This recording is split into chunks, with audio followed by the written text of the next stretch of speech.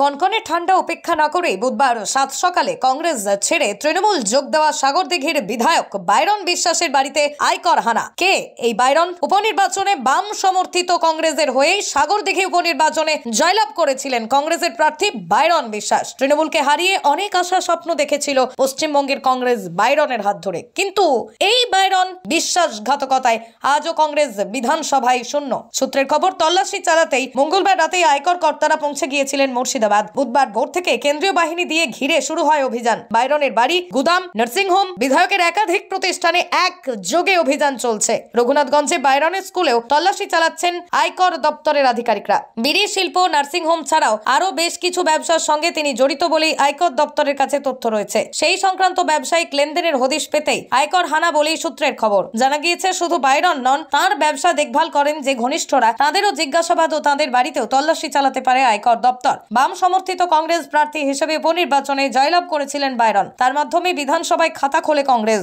যদিও বেশি দিন কংগ্রেসে থাকেননি বাইরন, ফল প্রকাশের কয়েক মাসের মধ্যেই অবশ্য তিনি তৃণমূলে যোগদান করেন। তৃণমূলে যোগদান একদম মেনে নিতে পারেনি সাগরদিঘির মানুষ। বাম সমর্থিত কংগ্রেসের জোট গোটা রাজ্যের বিরোধীদের বাইরনকে অনেক কটাক্ষ শুনতে হয়েছে। বাইরন হয়তো এই আয়কর হানার হাত থেকেই বাঁচতেই তৃণমূলে গিয়েছিলেন, কিন্তু রক্ষা হলো কই? পারল না তো তৃণমূল তাকে রক্ষা করতে। এতেই বেজায় খুশি কংগ্রেস।